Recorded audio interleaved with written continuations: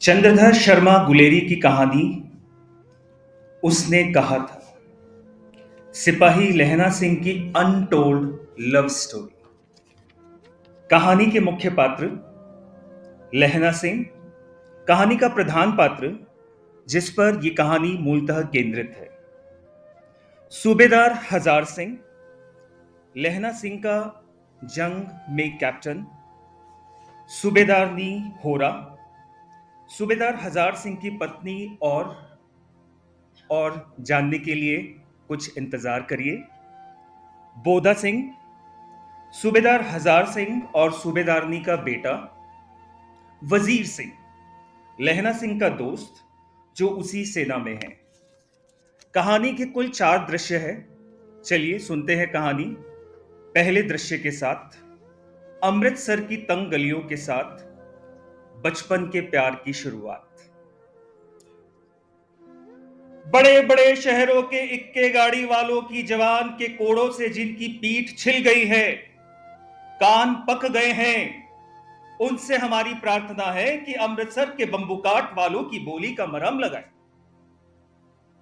जब बड़े बड़े शहरों की चौड़ी सड़कों पर घोड़ों की पीठ चाबुक से धूनते हुए इक्के वाले कभी घोड़ों की नानी से अपना निकट संबंध स्थिर करते हैं, कभी राह चलते पैदलों की आंखों के न होने पर तरस खाते हैं, कभी उनके पैरों की अंगुलियों के पोरे पोरे मीन्स अंगुलियों के सिरे को चींकर अपने को ही सताया हुआ बताते हैं और संसार भर की ग्लानि, निराशा और क्षोभ के अवतार बने नाक की सीध चले जाते हैं। तब अमृतसर में उनकी बिरादरी वाले तंग चक्करदार गलियों में हर एक लड्ढी वालों के लिए ठहर का सब्र का समुद्र उमड़कर, बचो खालसा जी, हटो भाई जी, ठहरना भाई जी, आने दो लाला जी, हटो बादशाह कहते हुए सफेद फेटों, खच्चरों और बतकों, गन्ने और खोमचे वाले भारे वालों के जंगल में से राह खेते हैं। क्या मजाल है कि जी और साहब बिना सुने किसी को हटना पड़े। यह बात नहीं कि उनकी जीभ चलती नहीं, पर मीठी छुरी की तरह महीन मार कर मरती हुई। यदि कोई बुढ़िया बार बार चेतावनी देने पर भी लीक से नहीं हटती, तो उनकी बचनावली के ये नमूने हैं। हट जा जीने जागिए, हट जा कर्मा वालिए, हट जा पुता प्यारिए, बच जा लंबी वालिए।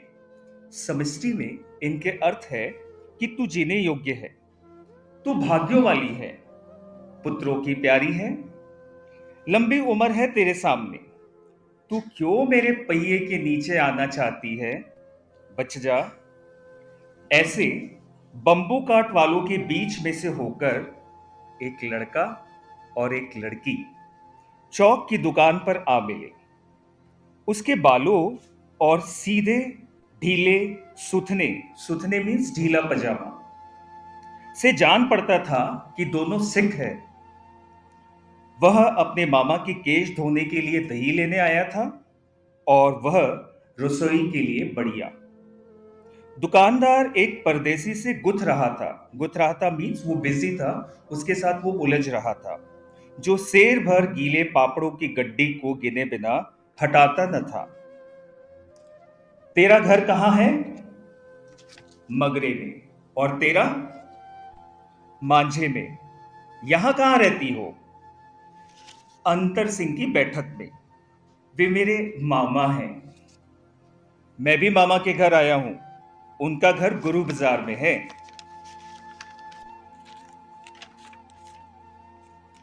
इतने में दुकानदार निपटा और इनका सौदा देने लगा। सौदा लेकर दोनों साथ साथ चले। कुछ दूर जाकर लड़के ने मुस्कुराकर पूछा, तेरी कुड़माई हो गई? कुड़माई मीन्स रोका या एंगेजमेंट। इस पर लड़की कुछ आग चढ़ाकर बोले, धत, दौड़कर भाग गई और लड़का मुंह देखता रह गया। दूसरे तीसरे दिन सब्जी वाले के यहां, दूध वाले के यहां अकस्मात दोनों मिल जाते। महीना भर यही हाल रहा। 2-3 बार लड़के ने फिर पूछा, तेरी कुड़माई हो गई? और उत्तर में वही धत मिला। एक दिन फिर लड़के ने वैसी ही हंसी में चिढ़ाने के लिए पूछा, तो लड़के की संभावना के विरुद्ध बोली, हाँ, हो गई। कब? कल। देखते नहीं, ये रेशम से कड़ा हुआ सालू, सालू मीन्स लाल रंग की एक ओढ़नी। लड़की भाग गई। लड़के ने घर की राह ली। रास्ते में लड़के को मोरी में धकेल दिया। मोरी मीन्स नाली। एक छाबड़ी वाले की दिन भर की कमाई हुई। एक कुत्ते पर पत्थर मारा और एक गोभी वाली के ठेले में दूध उड़ेल दिया। सामने नहाकर आती हुई किसी वैष्णवी से टकराकर अंधे की उपाधि पाई, तब कहीं घर पहुंचा। चलिए चलते हैं दृश्य 2 पर। 25 साल के बाद दृश्य 2। लहना सिंह अब एक जवान ब्रिटिश भारतीय सिपाही बन चुका है। उन्हें प्रथम विश्व युद्ध में फ्रांस में तैनात किया गया है ताकि वे जर्मन सेना से लड़ सके। उसके सूबेदार का नाम है हजारा सिंह और हजारा सिंह का बेटा भी उसी फौज में है जिसका नाम है बोधा सिंह। देखते हैं दृश्य 2। राम राम, यह भी कोई लड़ाई है? दिन रात खंदकों में बैठे, खंदकों का मतलब खाई, खंदकों में बैठे हड्डियां अकड़ गई। लुधियाने से 10 गुना जाड़ा और मेह और ऊपर बर्फ। पिंडलियों तक कीचड़ में धसे हुए हैं। जमीन कहीं दिखती नहीं। घंटे 2 घंटे में कान के पर्दे फाड़ने वाले धमाके के साथ सारी खंदक हिल जाती है और 100-100 गज धरती उछल पड़ती है। इस गैबी चोले से बचे, गैबी चोला मतलब कोई अदृश्य आक्रमण, इस गैबी चोले से बचे तो कोई लड़े। नगरकोट का जलजला सुना था। यहां दिन में 25 जलजले होते हैं। जो कहीं खंदक से बाहर साफा या कोहनी निकल गई तो चट्टाक से गोली लगती है। न मालूम बेईमान मिट्टी में लेटे हुए हैं या घास की पत्तियों में छिपे रहते हैं। लहना सिंह और 3 दिन हैं। 4 तो खंदक में बिता ही दिए, परसों रिलीफ आ जाएगी और फिर 7 दिन की छुट्टी। अपने हाथों झटका करेंगे और पेट भरकर खाकर सोए रहेंगे।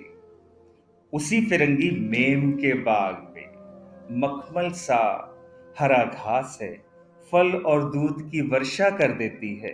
लाख कहते हैं दाम नहीं लेती। तुम राजा हो, मेरे मुल्क को बचाने आए हो। 4 दिन तक पलक नहीं छपी।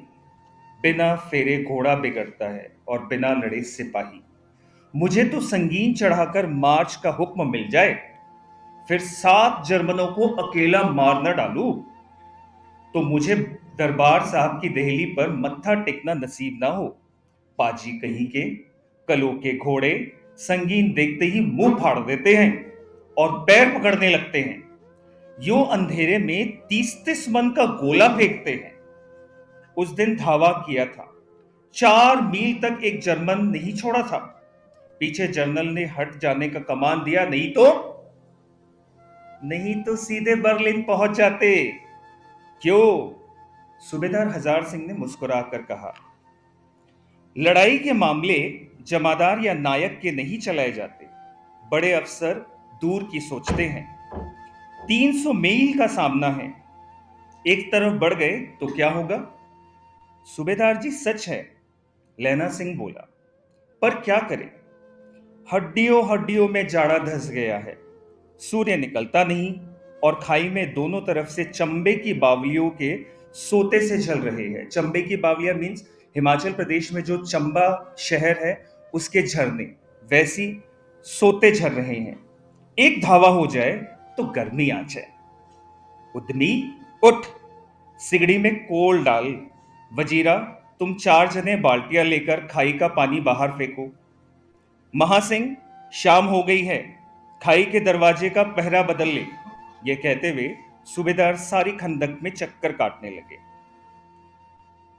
वजीरा सिंह पलटन का विदूषक था। विदूषक मतलब मोस्ट कॉमेडियन पर्सन। बाल्टी में गंदला पानी भरकर खाई के बाहर फेंकता हुआ बोला, मैं पाधा बन गया। पाधा मीन्स एक मोस्ट पावरफुल पर्सन। करो जर्मन के बादशाह का तर्पण। इस पर सब खिलखिलाकर पड़े और उदासी के बादल फट गए। अब प्रस्तुत है वजीरा सिंह और लहना सिंह के बीच का संवाद।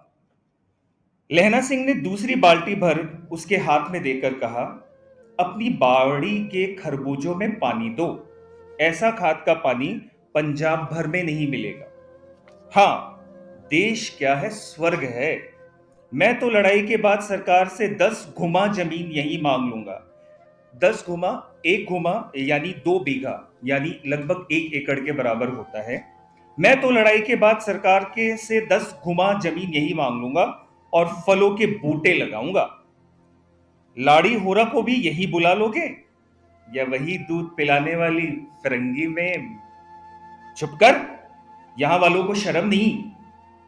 देश देश की चाल है। आज तक मैं उसे समझा न सका कि सिख तंबाकू नहीं खाते। वह सिगरेट में हट करती है, होठों में लगाना चाहती है, और मैं पीछे हटता हूं तो समझती है कि राजा बुरा मान गया, अब मेरे मुल्क के लिए लड़ेगा नहीं।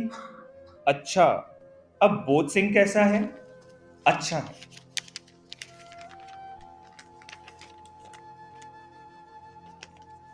अच्छा है जैसे मैं जानता ही नहीं।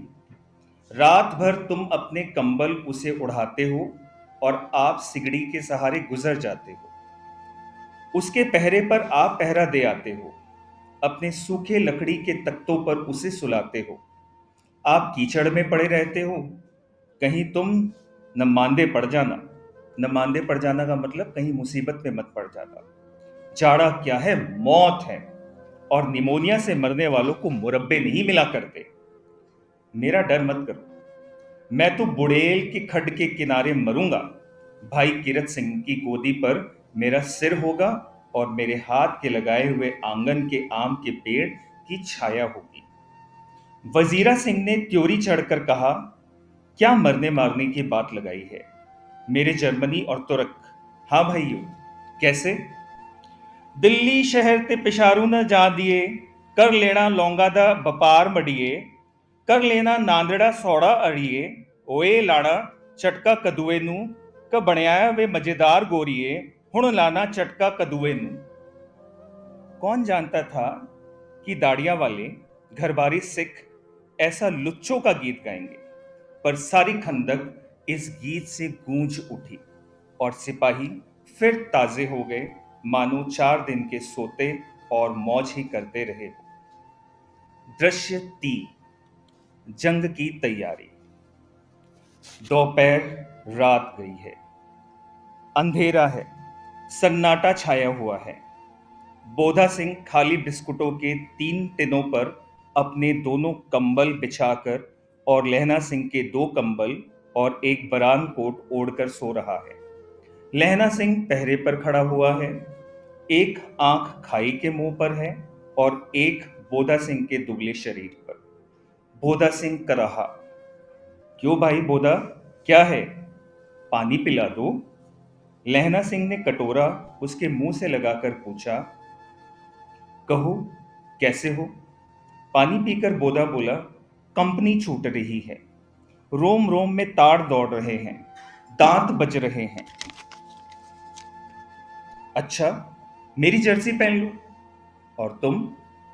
मेरे पास सिगड़ी है और मुझे गर्मी लगती है, पसीना आ रहा है। ना, मैं नहीं पहनता। 4 दिन से तुम मेरे लिए। हाँ, याद आ गई, मेरे पास दूसरी गर्म जर्सी है, आज सवेरे ही आई है। विलायत से बुनकर भेजी है मेम ने, गुरु उनका भला करे। यूं कहकर लहना अपना कोट उतारकर जर्सी उतारने लगा। सच कहते हो? और नहीं तो क्या झूठ? यो कहकर नहीं करते बोधा को उसने जबरदस्ती जर्सी पहना दी, और आप खाकी कोट और जीन का कुर्ता भर पहनकर पहरे पर आ खड़ा हुआ। मेम की जर्सी की कथा केवल कथा ही थी। आधा घंटा बीता, इतने में खाई के मुंह से आवाज आई, सूबेदार हजार सिंह। कौन? लपटन साहब। मैं कहानी को आगे पढ़ूं उससे पहले आपको बता दूं कि ये नकली नपटन साहब है, जो कि जर्मन जासूस है। कौन? लप्टन साहब। हुक्म हुजूर। देखो, इस समय धावा करना होगा। मील भर की दूर पर पूरब के कोने में एक जर्मन खाई है। उसमें 50 से ज्यादा जर्मन नहीं है। इन पेड़ों के नीचे नीचे 2 खेत काटकर रास्ता है। 3-4 घुमाव है। जहां मोड़ है वहां 15 जवान खड़े कर आया हूं। तुम यहां 10 आदमी छोड़कर सबको साथ ले जा, उनसे मिलो। खंदक छीन कर वहीं, जब तक दूसरा हुक्म न मिले डटे रहो, हम यहां रहेगा। जो हुक्म। चुपचाप सब तैयार हो गए। बोधा भी कंबल उतारकर चलने लगा। तब लहना सिंह ने उसे रोका। लहना सिंह आगे हुआ तो बोधा के बाप सूबेदार ने उंगली से बोधा की ओर इशारा किया। लहना सिंह समझकर चुप हो गया। पीछे 10 आदमी कौन रहे, इस पर बड़ी हुज्जत हुई। कोई रहना न चाहता था। समझा बुझाकर सूबेदार ने मार्च किया।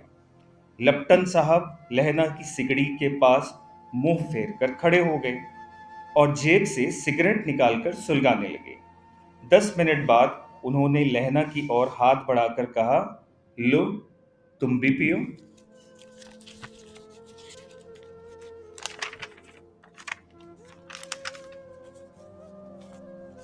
आंख मारते मारते लहना सिंह सब समझ गया। मुंह का भाव छिपाकर बोला, लाओ साहब।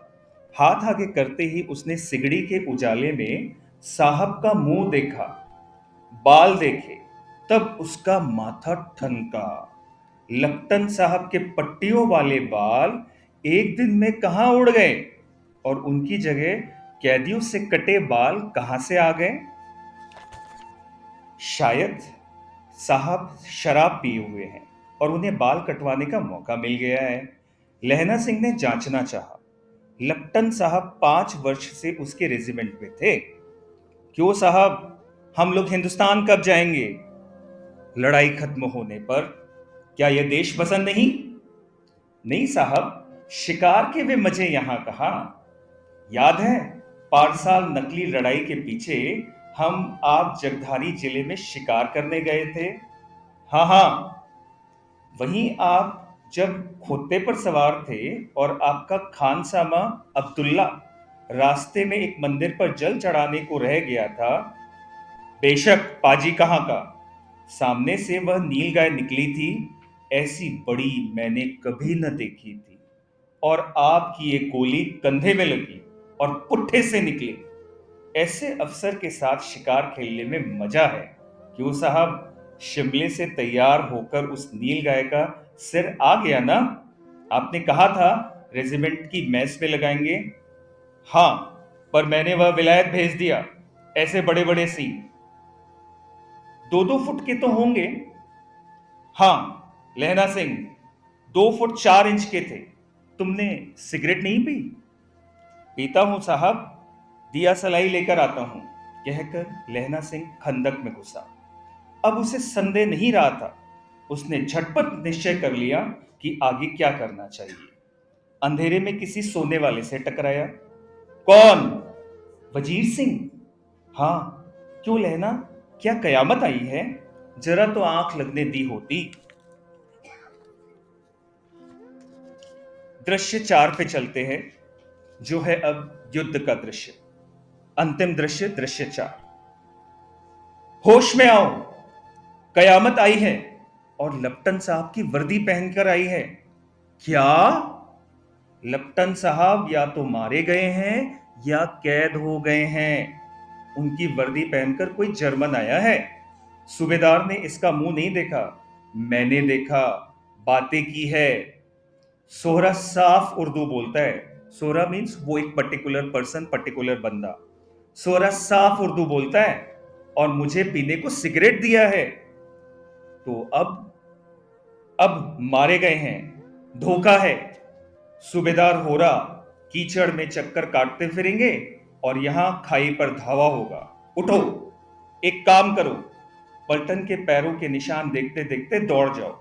अभी बहुत दूर न गए होंगे। सूबेदार से कहो एकदम लौट आए। खंदक की बात झूठ है। चले आओ, खंदक के पीछे से निकल जाओ, पत्ता तक न खड़के। देर मत करो। हुक्म तो यह है कि ऐसी तैसी हुक्म की।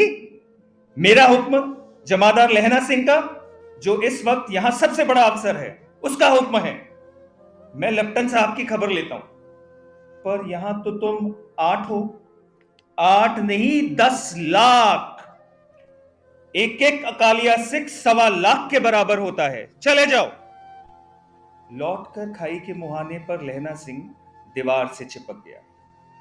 उसने देखा कि लेफ्टिनेंट साहब ने जेब से बेल के बराबर 3 गोले निकाले। तीनों को जगह जगह खंदक की दीवारों में घुसेड़ दिया और तीनों में एक तार सा बांध दिया। तार के आगे सूत की एक गुत्थी थी। गुत्थी मीन्स उलझा हुआ धागा, जिसे सिगड़ी के पास रखा। बाहर की तरफ जाकर एक दिया सलाई जलाकर गुत्थी पर रखने, बिजली की तरह दोनों हाथों से उल्टी बंदूक को उठाकर लहना सिंह ने साहब की कोहनी पर तान दे मारा। धमाके के साथ साहब के हाथ से दिया सलाई गिर पड़ी। लहना सिंह ने एक कुंदा साहब की गर्दन पर मारा और साहब आंख मीन गॉट कहते हुए चित्त हो गए। लहना सिंह ने तीनों गोले बीन कर खंदक के बाहर फेंके और साहब को घसीट कर सिगड़ी के पास लिटाया। जेबों की तलाशी ली। 3-4 लिफाफे और एक डायरी निकालकर उन्हें अपनी जेब के हवाले किया।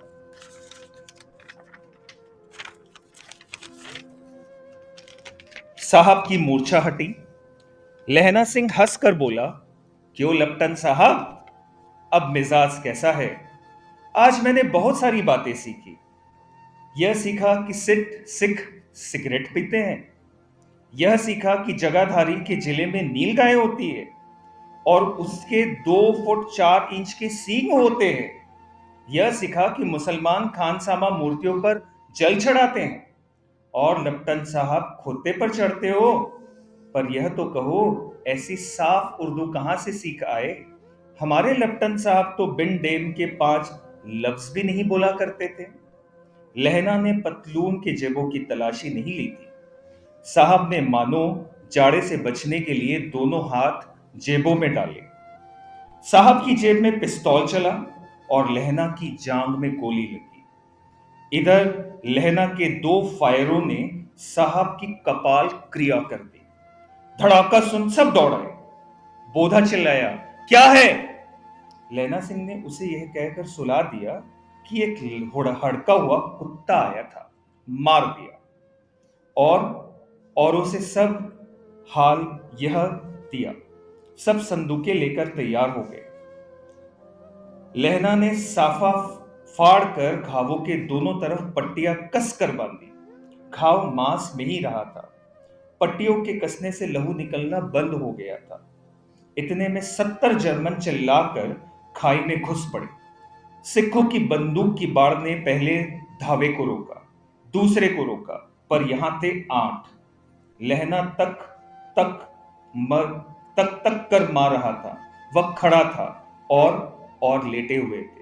और वे 70 अपने मुर्दा भाइयों के शरीर पर चढ़ चढ़कर जर्मन आगे घुसे आते थे। थोड़े से मिनटों में वे अचानक आवाज आई, वाहेगुरु जी की फतेह, वाहेगुरु जी का खालसा। और धड़ाधड़ बंदूक के फायर जर्मनों की पीठ पर पड़ने लगे। ऐन मौके पर जर्मन 2 चक्की के पाटों के बीच में आ गए।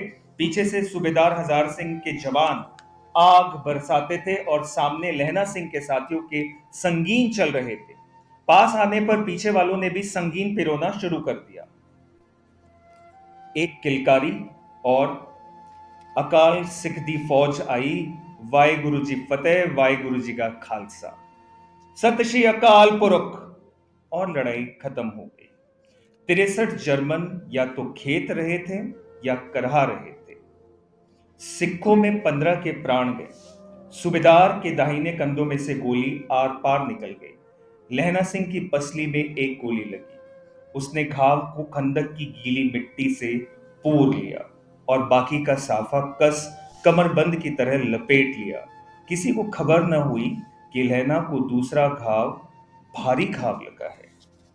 इस लड़ाई की आवाज 3 मील दाहिनी और की खाई वालों ने सुन ली थी। उन्होंने पीछे टेलीफोन कर दिया था। वहां से झटपट 2 डॉक्टर और 2 बीमार ढोने की गाड़ियां चली। जो कोई 1.5 घंटे के अंदर अंदर आ पहुंची। फील्ड अस्पताल नजदीक था। सुबह होते होते वहां पहुंच जाएंगे, इसलिए मामूली पट्टी बांधकर एक गाड़ी में घायल लिटाए गए और दूसरी में लाशें रखी गई। सूबेदार ने लहना सिंह की जांघ में पट्टी बनवानी चाहिए, पर उसने यह कहकर टाल दिया कि थोड़ा घाव है, सवेरे देखा जाएगा। बोधा सिंह ज्वर में बर्रा रहा था। वह गाड़ी में लेटाया गया। लहना को छोड़कर सूबेदार जाते नहीं रहे थे। यह देख लहना ने कहा, तुम्हें बोधा की कसम है और सूबेदारनी जी की सौगंध है, जो इस गाड़ी में न चले जाओ। और तुम मेरे लिए वहां पहुंचकर गाड़ी भेज देना, और जर्मन मुर्दों के लिए भी तो यही गाड़ियां आती रहेंगी ना। मेरा हाल बुरा नहीं है, देखते नहीं मैं खड़ा हूं, वजीर सिंह मेरे पास है ही। अच्छा, पर बोधा गाड़ी पर लेट गया, भला आप भी चढ़ जाओ। सुनिए तो, कहानी का सबसे मार्मिक पार्ट, ध्यान से सुनिएगा दोस्तों। सुनिए तो, सूबेदारनी होरा को चिट्ठी लिखो, तो मेरा मत्था टेकना लिख देना, और जब घर जाओ तो कह देना मुझसे जो उसने कहा था वह मैंने कर दिया।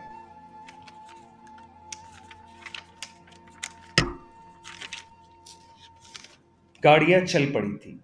सूबेदार ने चढ़ते चढ़ते लहना का हाथ पकड़कर कहा, तैने मेरे और बोधा के प्राण बचाए हैं, लिखना कैसा, साथ ही घर चलेंगे। अपनी सूबेदारनी को तू ही कह देना उसने क्या कहा था। जब आप गाड़ी पर चढ़ जाओ, मैंने जो कहा वह लिख देना, वह कह देना। गाड़ी के जाते लहना लेट गया। वजीरा, पानी पिला दे और मेरा कमरबंद खोल दे, तर हो रहा है। मृत्यु के कुछ समय पहले स्मृति बहुत साफ हो जाती है।